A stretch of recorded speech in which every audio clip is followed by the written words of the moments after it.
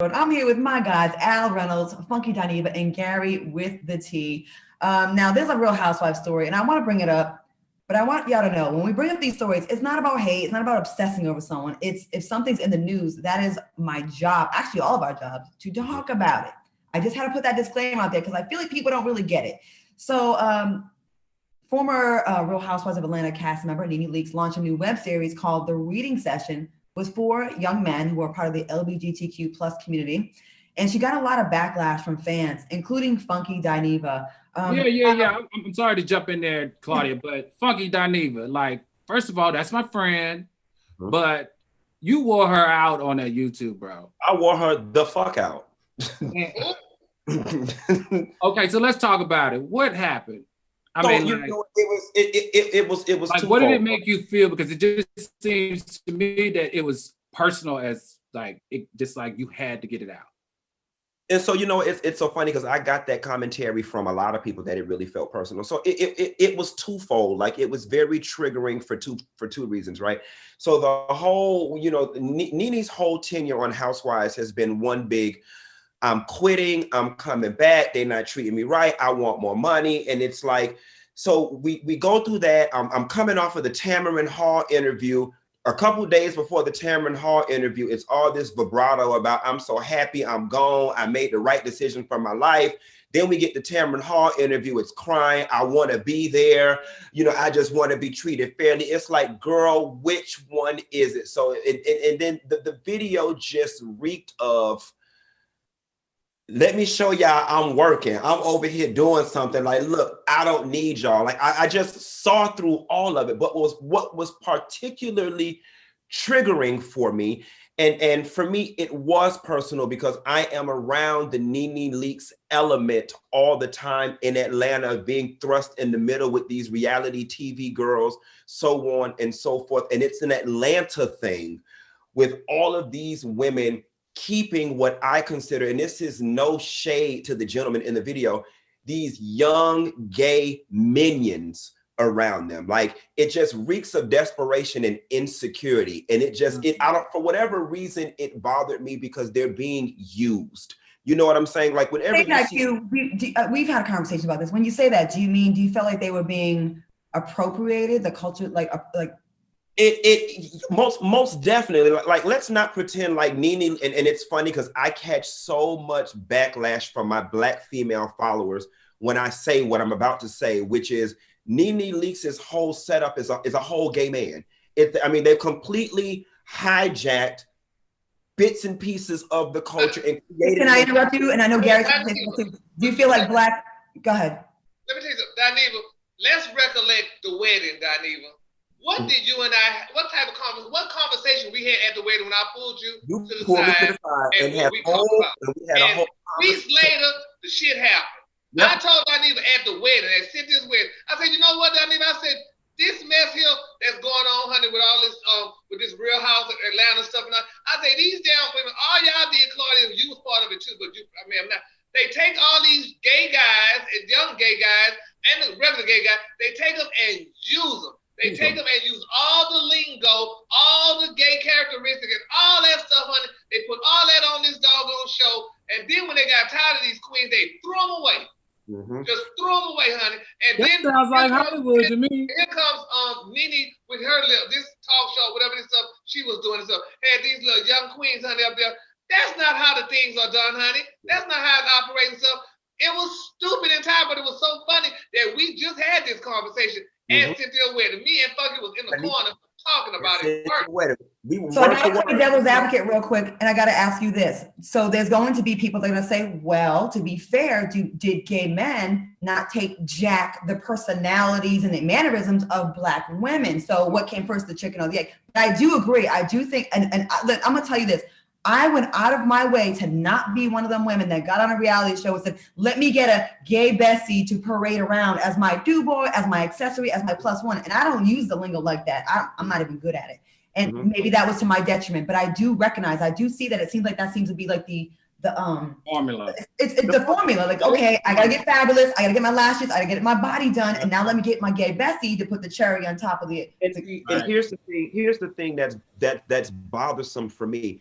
you're not even going and getting guys of your caliber or on your level. You're going and getting minions to prop you up and make you feel good about yourself. I'm always leery, especially with these Black female reality TV people who keep these young gay guys around them who can't shop where they shop, eat where they eat, live where they live, and drive what they drive. What does a 50-something-year-old woman have in common with a 21-year-old sissy? Not a damn thing.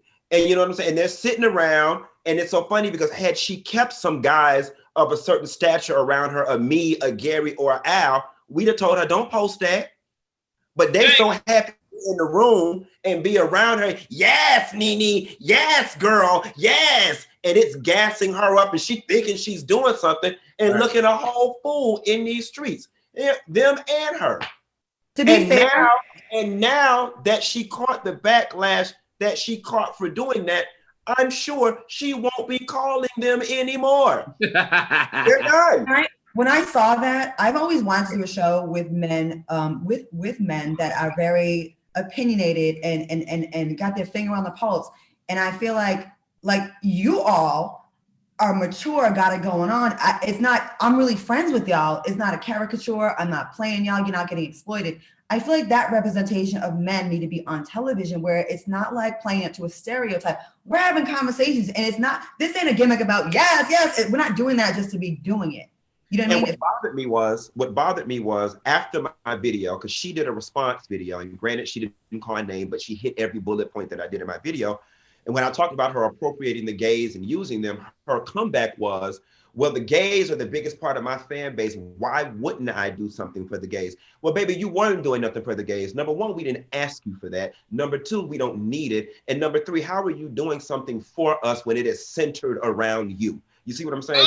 Doing something for the gays would have been EPing something, putting some money up, and propping those boys up front and center. You were using those boys as props to prop you up and be your yes people and to co-sign your yes and read. And it's ridiculous. It's faggotry, it's pageantry, it's clownery, it's circusry, it's foolishness at its finest. And that's why the internet lit her ass up. Al, what do you think about all this? I know you didn't see the video before. What do you think? And that's your friend. And I'm not here to try to drive a wedge between y'all. But this is the conversation. I think this is an important conversation. No, I think it's very, very right on target. I think, she is a friend. I did see the reading session. I did text her because I wanted to know what was going on. And I feel like this, because she's a friend, I understand where she is. Her life, her money, the way she feeds her family and everybody in her family structure is now jeopardized, because that $2 or $3 million that she was making is no longer there. So when you go from making that much money to no money, you're grabbing at a lot of stuff, and you got a lot of people in your ear, and you're like, what do I do next? And so I just feel like it was poor judgment.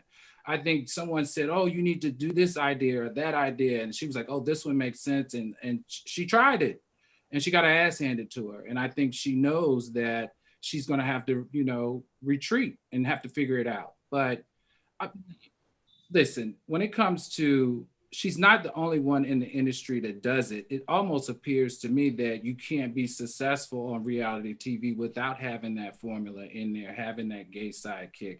And one of the things that, always made me very leery was that was the role that they wanted me to play on Basketball Wives. And that was one of the things you saw me always kind of stay back, was because I didn't want to take that role, because first of all, I wouldn't be good at it. Second of all is I have more value in myself than to be degraded to something of that level. I think for the guys that were on that show, though, when Nene Leakes calls, you do answer the phone.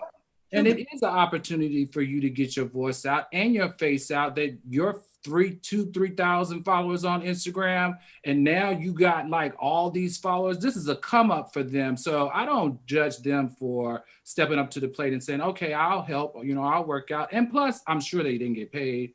And from what it looked like, I'm not sure if it was something that they stayed a long time for. So I don't know. Those are my thoughts. It was just, for me, it was intention. I didn't mean to cut you off. It was intention. It just felt a little exploitive and ill-intended for me. Gary, what did you think before we move on to the next topic? I just thought thought it was cheesy. My thing is, I just wish people, I know everybody want to be themselves. Everybody say, that's me, that's the way I'm at. But you ain't this, you ain't no better, and stuff like that. No, one thing I learned and what I did with myself when I got into the entertainment business, I always said I was not going to be nobody's snapping punk. And I always said, too, honey, that I know who I am, and I'm going to stay true to who I am.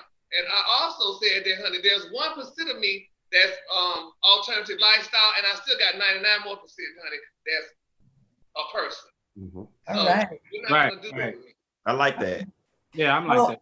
Again, I hope this doesn't come off as us being shady, but it's something I think was important. And I think that I liked having, Q here because he made the video. Gary's in the middle. He doesn't have a side. And Al Reynolds is actually Nene's friend. And I think discussing something with someone that actually gives a damn about the person makes the conversation a little bit more respectful and credible. We're not just here to just bash and be mean, but it is, I thought it was important. So speaking of, what kind of segue can I do for this one?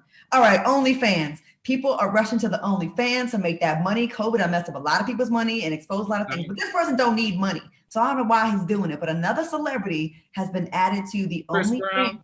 Chris Brown. $20 a month. Are y'all here for it? What do y'all think? And is he showing nudes? Because we already seen his dick once. I mean, we already saw that old long alien-looking dingaling. And it wasn't an attractive. It was not. Ain't nothing wrong with the long dingaling. No, it was. No, it's not that it was don't long. Be mad. Long yellow dingaling. Long dingaling. It's not don't be mad. Long. It was just long and deformed looking. Like we don't already see.